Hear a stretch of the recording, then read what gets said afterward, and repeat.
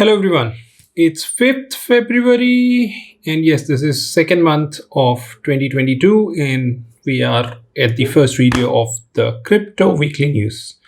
So, there's a lot happening in the world, Winter Olympics in China, uh, other important amazing things happening in India. We just had the budget in the first week where I covered the video about the crypto implications of the budget, what they covered and what not.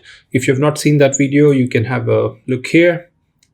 Go check out the video, what the implications are of the government making some announcement in the budget about crypto. And yes, let's get started with the first video of second month of 2022. Let's go.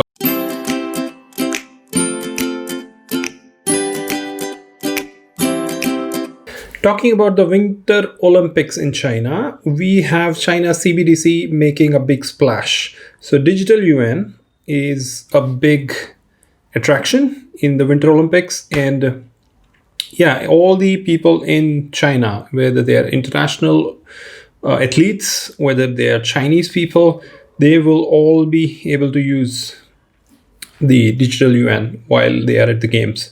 So China is pulling all the plugs to make its CBDC popular. And this is an international event. People from all around the world are there. So yeah, what better way than now to popularize that? So digital yuan, which is ECNY, is premiering globally in the 2022 Beijing Winter Olympics.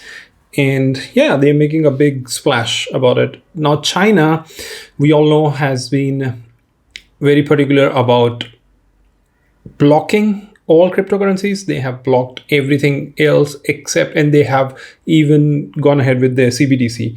Worldwide, there are 87 countries, including India, which are somehow, into the CBDC game. They are either starting work on it, piloting it. China started piloting their CBDC in 2019, and by the end of 2021 they were almost doing 9.6 billion transactions worth of transactions. So yes, I mean, compared to the fact that it is such a big country, maybe it's a small number. 9.6 billion is a small number, but still, this is their time to make it go global, to make people understand how good it is, and they will make sure that, at least in China, before it goes overseas, before its use even goes overseas, China CBDC gets all the press, all the momentum that they wanted to via the Winter Olympics. So let's see, we will get more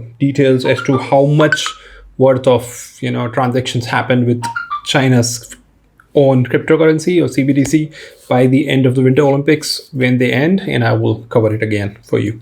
So that's, again, there's more news in the description for you. You can have a look at it. Okay, Jack Dorsey, who is one of the most influential guy when it comes to crypto, because he rebranded he's very vocal about digital currency, cryptocurrency, and Bitcoin, and he even rebranded Square to Block because they want to make sure that it's obvious that they are doing a lot into blockchain and crypto. So he had some thoughts on different things. One of them was UBI, Universal Basic Income, and he thought, it would be a great idea to have Bitcoin as UBI, so as an experiment for UBI. So the base foundation of BTC is what Dorsey believes has the potential to solve numerous use cases and problems as a direct result of using fiat currency. So he wants universal basic income to be based on Bitcoin. And of course, he had more thoughts. Like when you have something like Lightning Network, where you can transact at very low fees, it is a benefit for everyone, and it does not matter where they are economically. So yes, of course, the universal reach of crypto and blockchain industry is also something that he was advocating. And of course, he said that about Diem, the death of Diem, Facebook's own crypto project. He said that it was an interview with Michael Saylor, who is, of course, MicroStrategy CEO. He said that Facebook later, should have used an open-ended protocol like Bitcoin rather than attempting to create its own cryptocurrency like Diem. So Yeah, I mean, he's working on a lot of projects where he wants to make the whole, BTC more accessible. And he even said that, if Meta's instant messaging and VoIP, like Facebook Messenger, Instagram, WhatsApp, they will all benefit if they make Bitcoin more accessible. So a few thoughts from Jack Dorsey, the guy who's very vocal about everything crypto. And I think it was a good interview. You should, of course, read the details in the description. Okay. The third news, which is also crazy and amazing, that somebody was able to purchase a house. So there's a broker, there's an, of course, company, real estate company, La House, which sold its first house in Colombia for Bitcoin. So there's a woman who purchased this house.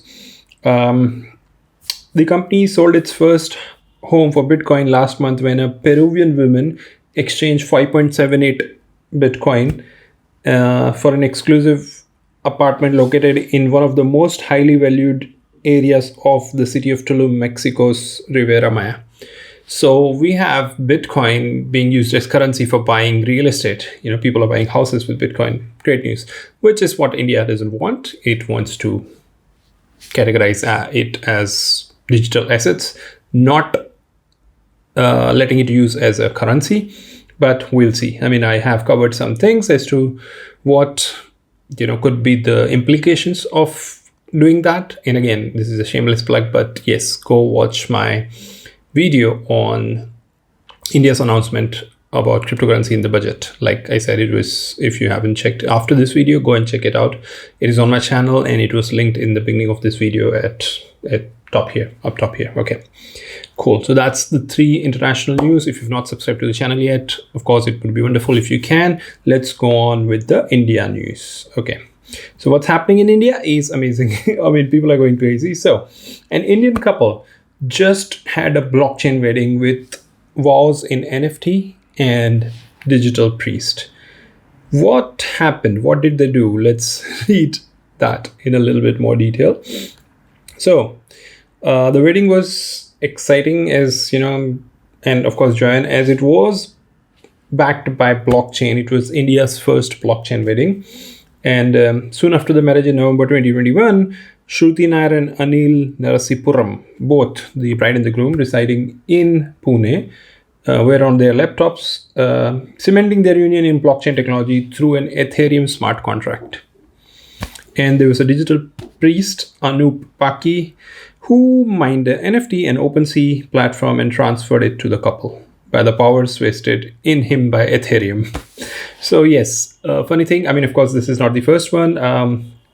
The article also states that there's a lady who tweeted about this in April 2021, that she got married with her husband as a blockchain marriage. It was a, yes, we got married on blockchain. That's the tweet. Yes, so you can read more, of course, in the description. The link is in the description. So let's go to the second one. So, oh yes, of course, this is related to what's happening with the budget. So the budget had some news about crypto. The crypto transactions are taxed at 30%. That meant that a lot of people started expecting that crypto transactions or crypto industry is now legalized, which is not the case. So there is that, cloud, there is no clarity. But just because something is taxed does not mean it is getting legal status. So everyone jumped to the conclusion that now crypto is legal in India. No, it's not. The government has said nothing. They have not said it is illegal, but they have not even said it is legal. So it's in limbo. That's what you can say. And there is no clarity yet. But it is not illegal. It is not legal. So we don't know what's happening with crypto. But yes, there is taxes on it. So the good thing is the government has made it very obvious that they cannot ignore it any longer. They have to talk about it. They have to get some things done, some legalization, some regulation, but it is not legal yet. I mean, do not confuse the fact that now it is taxed means it is legal. So yes, there is some information about this that, which is a wonderful, I would say, definitely read this article if you need more information about what is happening, what are the implications as well. But the article says one more thing. I mean, I like the article because I read it in detail, and there's one thing that I also said in my video of budget implications, that if 30% tax is not reduced, Indians would be more than happy to go to different countries and invest there where they would be paying less taxes, and the government cannot stop it. There is no foolproof method to stop Indian money going abroad and getting invested in foreign crypto exchanges. So yeah, that will happen. It just will happen. And yes, that is also included in the article. So please, I mean, I would say it's a good read. I definitely like the article. You should read that as well and get some clarity as to, what that budget announcements about crypto mean. And the third news, there's an Ask Me Anything AMA going on Indian, the Reddit, which is Crypto India. So there's a subreddit on Reddit called R. It's the same like reddit.com/r Crypto India. This is CEO and co-founder of Unocoin. The name of the person is Satvik Vishwanathan. So at the time of recording this video, there are 47 comments. He said, and this was posted just yesterday. So Mr. Satvik Vishwanathan has said that he will be answering questions regarding this, budget announcements again for 3 days. So you can post your questions there. And of course, he's not a qualified chartered accountant, and he's just he has his own agenda. It's a great marketing strategy. There are at least almost 6,000, 5.7K people on Crypto India, but I think he chose the wrong. It could be Bitcoin India, where there are at least 21,000 people. So 21,000 Indians, where they could have reached more people, but Crypto India, not bad. It's still almost 6,000 people. So if you have any questions about the implications of budget, how it will be impacting you, what you should do, what you should not do, blah, blah, blah, go and have a look at that AMA. I have linked it in the description again, so you can just click on it and go directly there and ask your questions. That's about it. Thank you. 3 world news, 3 India news. Again, I've chosen the best, most interesting ones. And if you feel there's more interesting, something that I should have covered, let me know in the comments, and I would be happy to take them forward as well. That's it from me. Thank you. Come back tomorrow for the weekly tech news, and talk to you soon. Take care.